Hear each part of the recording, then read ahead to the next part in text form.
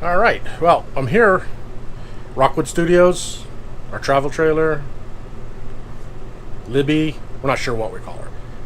This is our Rockwood 2506S. It's a front kitchen, rear bedroom, single slide out. And at some point, I'm going to do a video highlighting this trailer and the unique things about it. What took us almost 2 years to this point, to where we landed on this floor model, this particular trailer in itself. But in the meantime, I've done an upgrade. Something that I think a lot of RVers probably curse at, especially at night. I think I've solved that problem. Stick around, watch us here on Our Couple Adventures with an RV tech tip.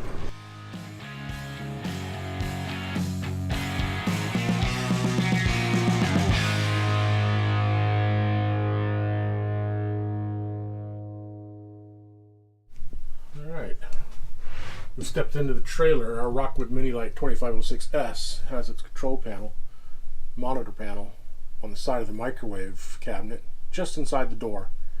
It's a KIB panel, fairly simple, tank monitoring, heaters and pumps, things that turn and burn, and they light. And then non-lit switches for lights, the outside scare light, a porch light, and an interior light. I had two blanks that just had this kind of blank knockout on it, punch out on it. I'm going to take one of them out and put the switch in for the new panel light. On this one, I've drilled a hole in it, and I'm going to install the post light on that facing up. So when the switch is on, it'll illuminate this panel. Because none of these labels are lit, and at night, unless you turn on all the lights, and even then it's still kind of challenging to see. When you push the button, you want to check your black tank level, say, at night. You don't know. You don't know which one it is. So you have to get a light and turn it on. It's a little inconvenient. This is just something that's going to make it a little nicer, a little more convenient. I suggest that when you pull this panel out, you only pull it out once. It's got 6 mounting screws to the cabinet. This is not real wood. It's kind of a fiber board. And the more times you run a screw in and out of that hole, the more times it gets wallowed out, and it's going to end up not holding this screw. So take it out, leave it out until you're absolutely done with the project, and then run it back in. And don't over tighten. Now what I had to do is I had to identify a power source and a ground, or a neutral, to the cabinet. You don't want to pull anything loose, break a connection, so just work it out, kind of squeeze the wires, move it just to get the wire panel far enough. So I looked at it, and the first thing I need to do is identify some power. So I see red here, and there's red here, but I noticed this one goes into the trailer, so that's probably an accessory. That's the outgoing load, like a light or a pump or something. The center, the top post on these 2-prong switches is the actual power. What they did is they brought power to one, and then they jumped it over to the second switch. What I'm going to do is I'm going to jump it from the second switch to my new switch back here. So that'll bring power from this 12-volt source to the new switch. Then from there, I needed to find a neutral, and I looked at the lighted switches for the water pump, the gas heater, and the electric heater. They're illuminated when they're on. To do that, they had to have a neutral or a ground. So I see that there is a white wires, which are generally neutral or ground, here on the top prong. I pulled them out enough, just enough to see that the tong is brass. That helps identify the neutral. And I see they're jumped together. They come into one junction box, and then they're jumped to each other, and then there's a final not used pigtail here at the end. What that one was for, as you can see, our trailer does not have a tank heater, but they did put a provision in for wiring it. So at some point, if I wanted a tank heater, I could install it. Right now, I'm going to use this as my ground or my neutral for my new light and switch. Keeps it pretty simple. I have to change the connector to match the one I have on the other wiring. That's it, and then I'll have to change this connector to put the new jumper wire in it. But once I start looking at doing that, I've got to disconnect the power to the trailer and ensure that there's no power going to any of this stuff, so I don't short out anything, burn up something. That's what I'm going to do now. I've already used a voltmeter to test neutrals. I've already kind of wired the system to my new light and switch together just to make sure it all works, and it does. So now I've made the permanent assembly, and I'll insert that, and then I just need to change a couple connectors here to get it going. So we'll come back and look at that in a minute. Parts needed to assemble this new light for the monitor panel. I ordered these on Amazon, pretty inexpensive. The first thing needed was a switch. We have blue lighted ones for like the heater and the water pump and stuff like that, and then there's regular black switches for onboard lights and porch lights and stuff. Want something that stood out a little different, maybe when not on and not lit, it still may catch some ambient light and glow, so you can identify it kind of in the dark as the panel light. It's a simple rocker, 3 prongs, a negative for making the switch light illuminate, power in, accessory out prong. So there'll be power in here, accessory or load here, and this is what you're running, and this is for the ground. If you want the light on the switch to work, then you'll have to attach this to a ground. I will probably attach that so this does light, but if the light's on, the post light is on, then you don't really need this to remind you to turn it off. But I might do it anyway. These, I ordered on Amazon, are sold as license plate post lights.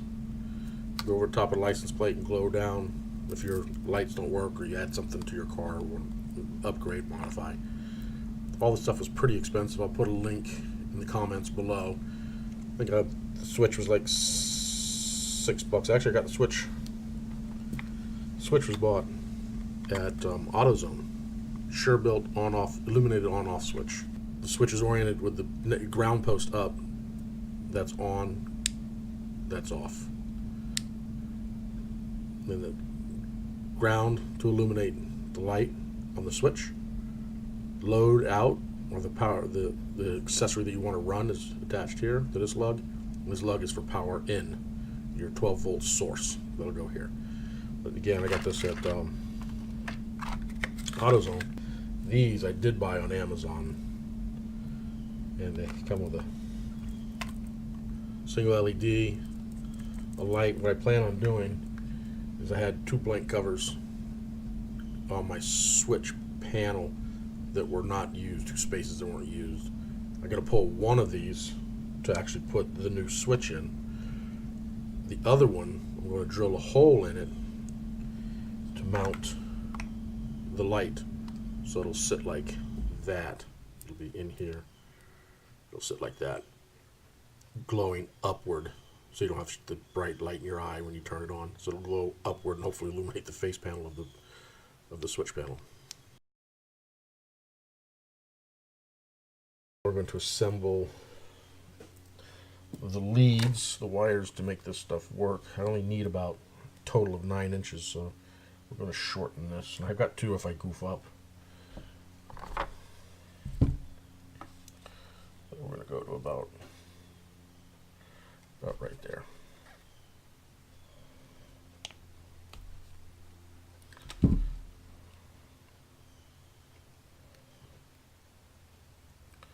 Split them and strip them.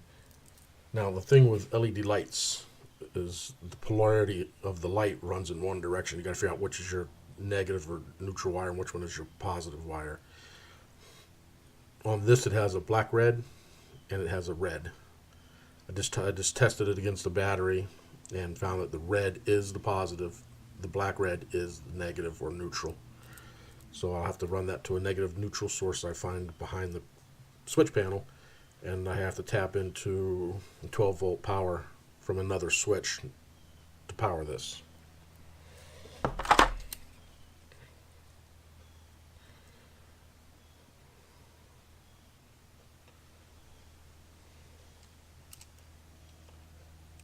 This is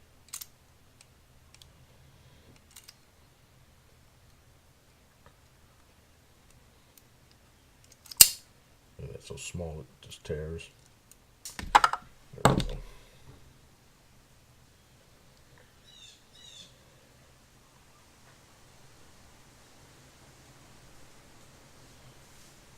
Okay. So this will go, the red will go to the switch, get power from the switch. The black will go to my neutral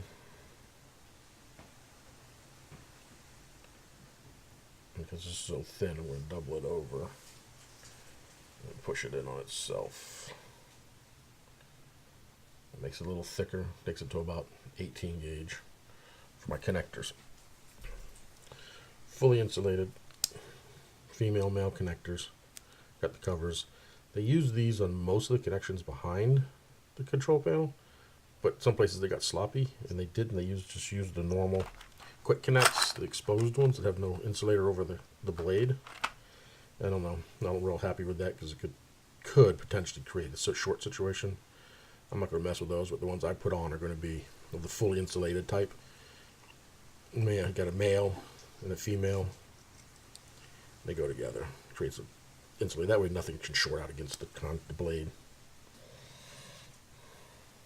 And since I'm going to go ahead and illuminate the switch, I need to ground the switch to the same source. This is just an 18 gauge automotive primary wire from AutoZone or Advanced Auto. They all carry the same stuff.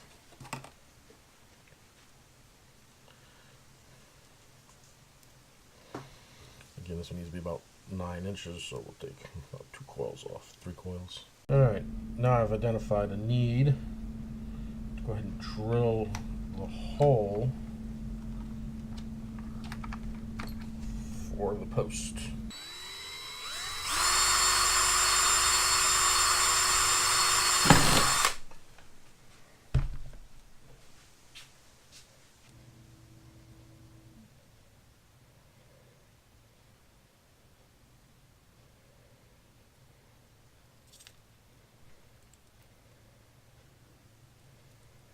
Okay, that'll be the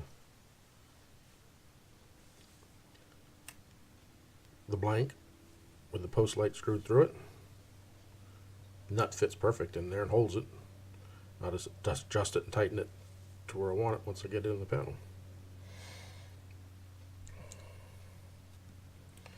Now let's bring the two negatives together since they're going to share a common ground.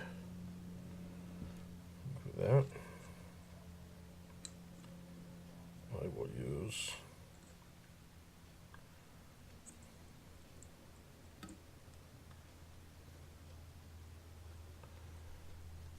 a male connector.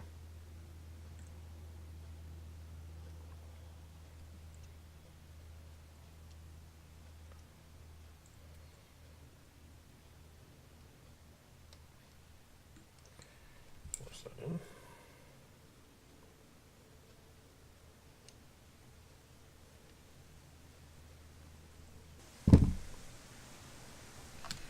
Alright, tie wrap just to take the strain off of the connector if the wires get pulled.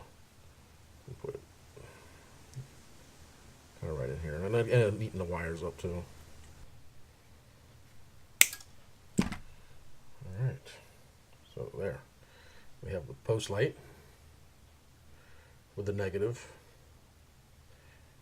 and the negative neutral little light to help light the switch light.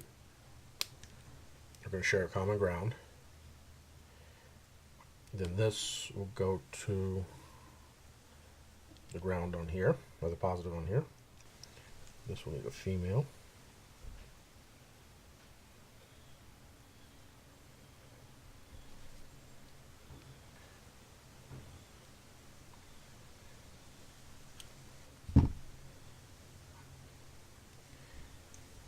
The center one will be the load or the accessory out power. So that'll go there. Then all I gotta do is install the switch, bring power to the switch, run the negative ground neutral over to the trailer's ground pigtail that I found and attach that. I'll have to change the connector on that one to make them work because this blade's too wide. From here, I'll go outside, throw the circuit breaker on the shore power. The battery on the trailer is disconnected from the system with a disconnect. I will verify there's no power. All right, I've cut all power to the trailer from the shore power as shown by my voltmeter. I have this cigarette lighter voltmeter and temperature gauge that I plug into this charging port on the trailer.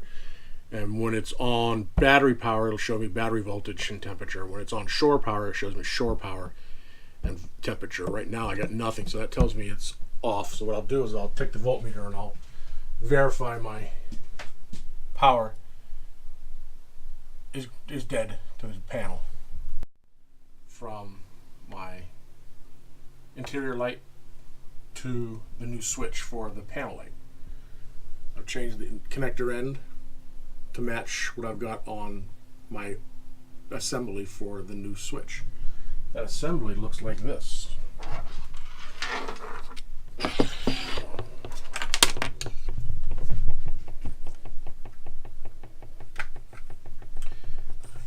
This is the switch. This will be the connector for power in. The center one is power out. The brass one, the third one, is neutral ground. I've got that neutral ground going to the connector. The neutral ground coming off of the post light going to the same connector. They'll share a common ground. That way I can get light to both to close that circuit. And power from the light itself goes into the center one. That's the assembly. So let's hook it up and see if it works. Alright, back to it. I've got everything assembled now. I've got the new jumper coming from this positive to the new switch. Got the common ground for the light and the switch attached to the ground in the trailer here. And I have the accessory, the light itself, plugged into the back of the new switch. This is what the new arrangement looks like. And I went with red so it stands out when it's kind of dark. A little ambient light might help it glow or something. But now that I've taken power to it, turn it on, light comes on, switch glows.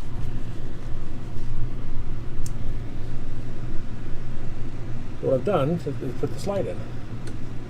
Now everything lights up. I can see the labels on the buttons for which tank I'm looking at. I can tell which is the electric and which is the gas, so I want to turn it on. And I can see interior, porch, scare, and the slide out buttons. It's just the right amount of ambient light.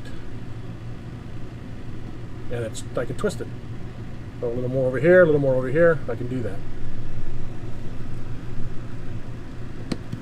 And I can tell that red switch from all the others. It glows just with a little bit of light, and it's because it's lighter. I know which one it is, so I just turn it on. So, if you're looking to upgrade something simple on your trailer that's really useful, orange hat, that actually provides value, doesn't cost a lot of money, it's relatively simple to do if you got some minor mechanical, electrical abilities. I'm not an electrician at any stretch of the imagination. I really don't understand electricity a lot. It kind of scares me. But there's enough YouTube out there, enough Google, a little bit of know-how doing it in the past, just kind of working through the process, taking my time, several trips to the store, and I have the solution in hand. Well, I'm going to work on other things. If there's something you want to see on a trailer or how to do in an RV, leave it in the comments below. Let me know. And if it's something that's due on our trailer or something I'm interested in because it fits our needs, then I will incorporate it into maybe another video in the future. But if you like this, make sure you subscribe, you hit the bell so you get notifications, and like the video. That way, as I do these going forward, you'll get notifications that something's come out, because I want to work on a bunch of things. I want to work on our outside storage, what's in them, how I store things in the trailer itself. This trailer has kind of got a unique thing about it that I'll share with you. But until then, thanks for watching. Come on back. Remember, hit subscribe, hit the bell so you get notifications. I'll talk to you later. Bonus tip. These switches are flush mounted with tabs in the bottom and the top that hold it into the cutout in the panel. One way to get them out is to take a very fine screwdriver, like a jeweler's screwdriver, or these small ones. Just came in my toolkit. Just get it up underneath,